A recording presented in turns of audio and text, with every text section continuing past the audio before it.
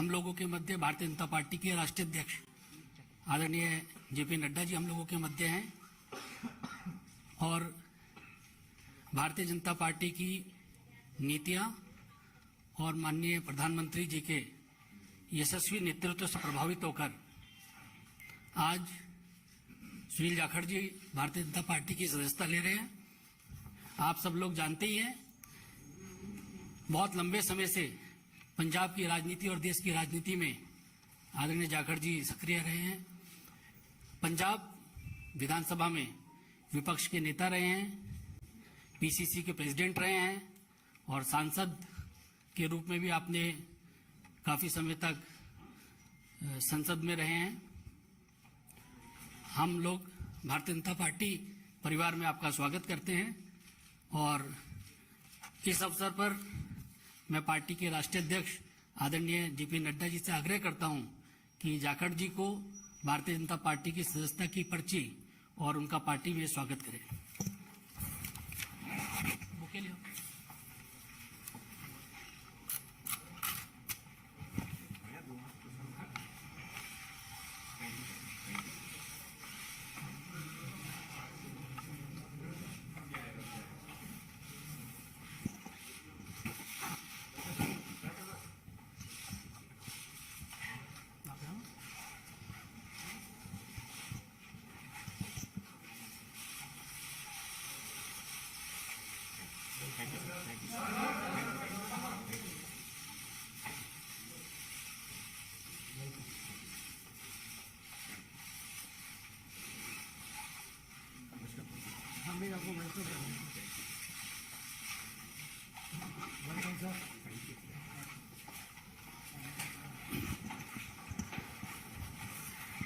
आदरणीय जाखड़ जी का विश्व की सबसे बड़ी पार्टी में स्वागत है और इस अवसर पर मैं पार्टी के राष्ट्रीय अध्यक्ष आदरणीय नड्डा जी से आग्रह करूंगा कि वे शब्दों के माध्यम से जाखड़ जी का पार्टी में स्वागत करें।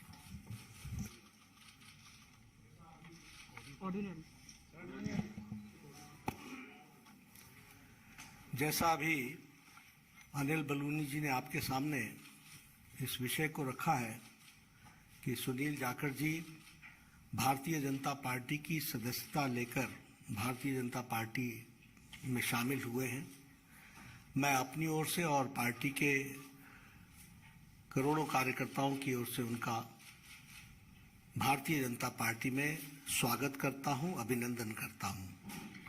ये हम सब के लिए खुशी का विषय है कि सुनील जाखड़ जी जो एक अनुभवी नेता और जिन्होंने लगभग 3.5 दशक राजनीति में एक अपना स्थान बनाया है, ऐसे व्यक्तित्व भारतीय जनता पार्टी में शामिल हुए हैं।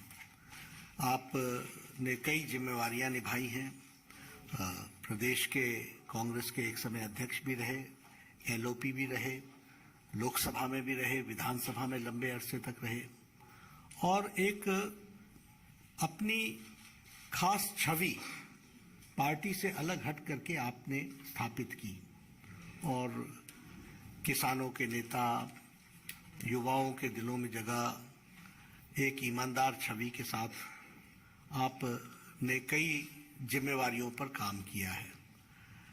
आज मैंने आप सबसे पहले भी कहा था कि पंजाब में राष्ट्रवादी ताकतों का जो प्रथम स्थान है वो भारतीय जनता पार्टी ले रही है और इसलिए आवश्यक होता है कि राष्ट्रवादी विचार रखने वाले सभी लोग भारतीय जनता पार्टी के साथ जुड़े और मजबूती प्रदान करें। Punjab is a border state, more than 550 kilometers border is along with Pakistan. There are issues related to drugs, there are issues related to terrorism, there are issues where it is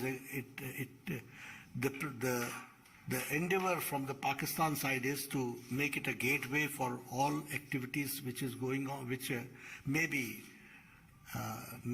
which may be detrimental to India.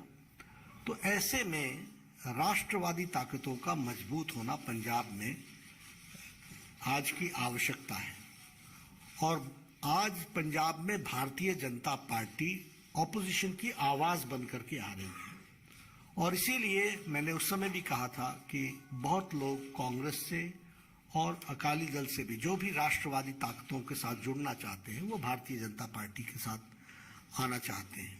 इस कड़ी में मैंने पहले कहा कि एक अपनी छवि रखने वाले ऐसे सुनील जाखड़ जी ने आज भारतीय जनता पार्टी की सदस्यता ली है, और मुझे पूरा विश्वास है कि वह हम सबके साथ मिलकर के हम पंजाब को एक नए मुकाम पर ले जाएंगे और राष्ट्रवादी ताकतों को मजबूत करने में उनका अनुभव का हम सदुपयोग करेंगे, और पार्टी मजबूत होगी पंजाब को मजबूत करने के लिए, पंजाब को मजबूती प्रदान करने के लिए, और उसमें सुनील जाखड़ जी का विशेष योगदान रहने वाला है।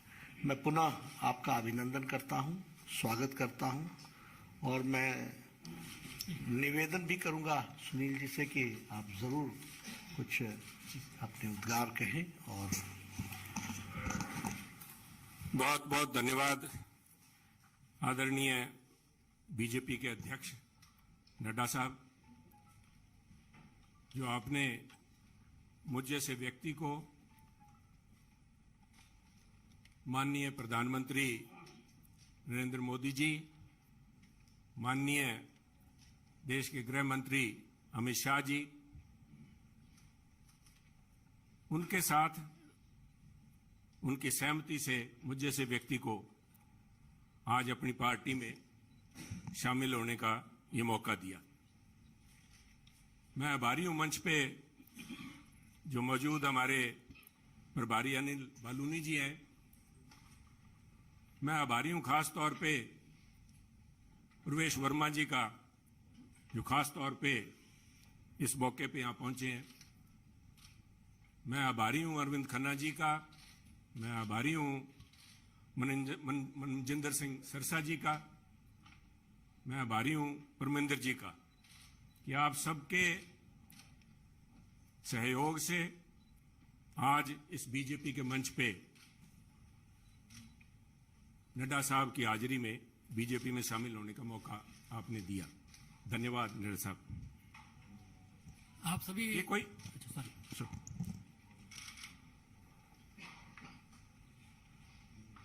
कोई आसान काम नहीं होता। 50 साल का संबंध मेरा कांग्रेस से है।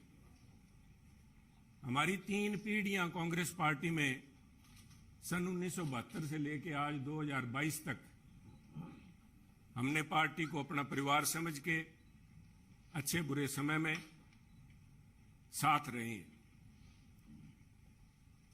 और एक चीज जो मैं समझता हूं, जिसकी वजह से, जिस आत्मीयता से और जिस खुले दिल से बीजेपी के शीर्ष नेतृत्व ने और नड्डा साहब ने आज मिलने का मौका दिया, उसका सबसे बड़ा कारण था कि सुनील जाखड़ ने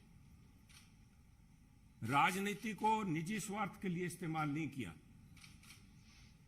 सुनील जाखड़ ने कभी तोड़ने का काम नहीं किया। हमने सभी हमेशा कोशिश की है, शायद सफलता ना मिली हो, जोड़ने का काम किया है।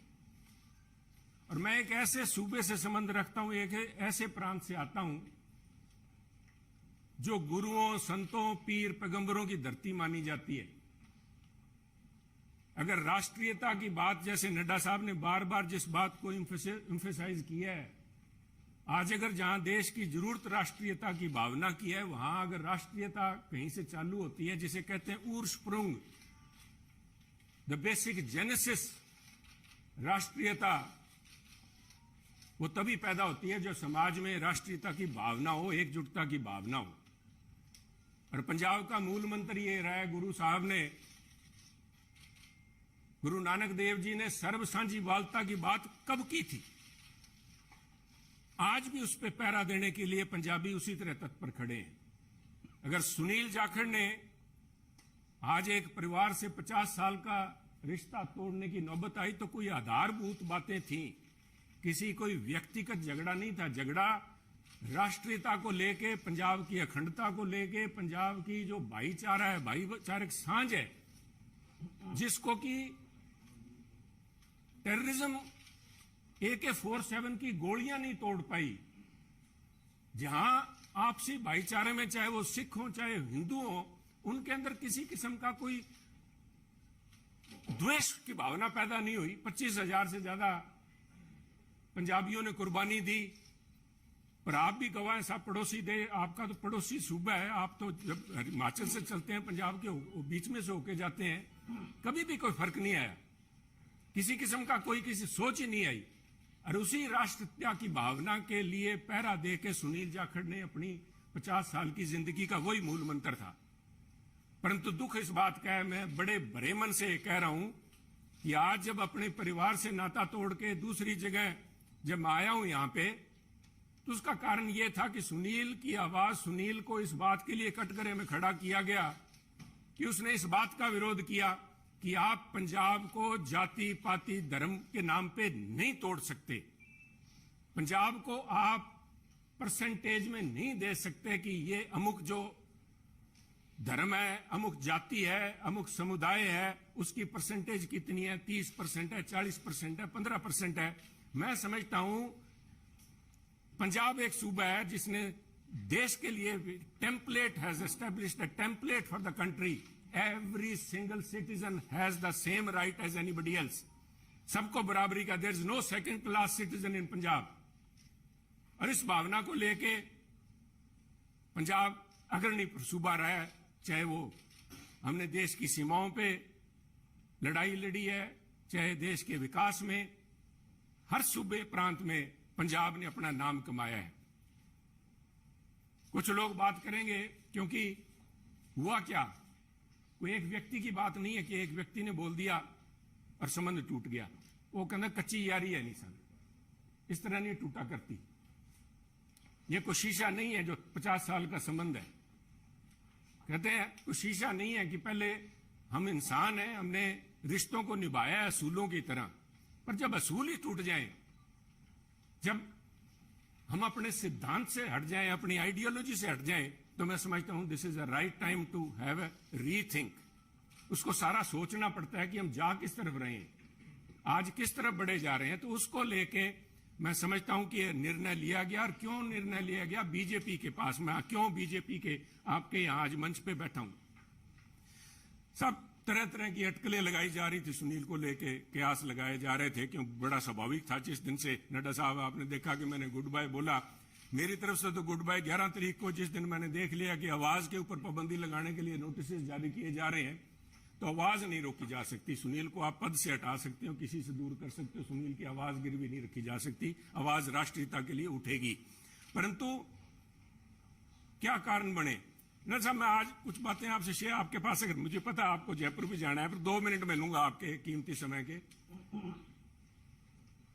पार्लियामेंट के अलावा मुझे 1.5 साल पार्लियामेंट में काम करने का मौका मिला सरसा जी।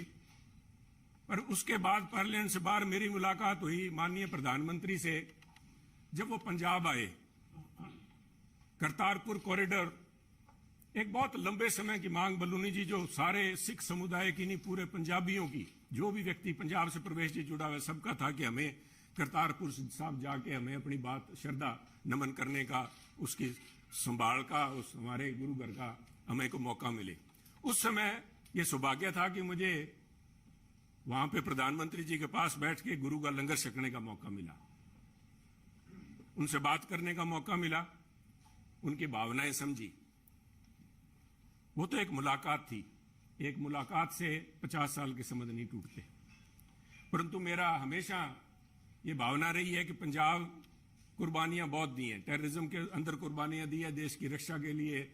जब भी मौका पड़ा है, चाहे जब से धाड़वी पंजाब आने लगे हैं, चाहे उसके बाद पाकिस्तान हो, चाहे चाइना हो, हर पंजाबियों ने कुर्बानियां दी हैं।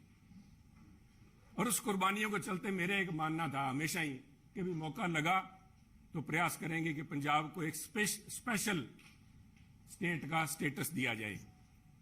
नड्डा साहब, कागजों में तो अभी फॉर्मली नहीं दिया गया, कॉन्स्टिट्यूशनली तो नहीं दिया गया, बहुत सी मजबूरियां, सरकारों की वक्त की मजबूरियां होती हैं।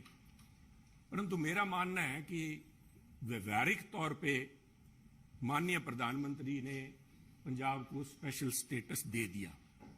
और उसका जीता जागता सबूत है जब माननीय प्रधानमंत्री ने लाल किले पे हिंद की चादर गुरु तेग बहादुर जी का 400वां प्रकाश दिवस मनाया, तो मैं समझता हूं कि उनके जो सबसे ज्यादा कट्टर विरोधी थे, उन्होंने भी अपने दिल में स्वीकार किया कि वो पंजाब की नब्ज समझ गए।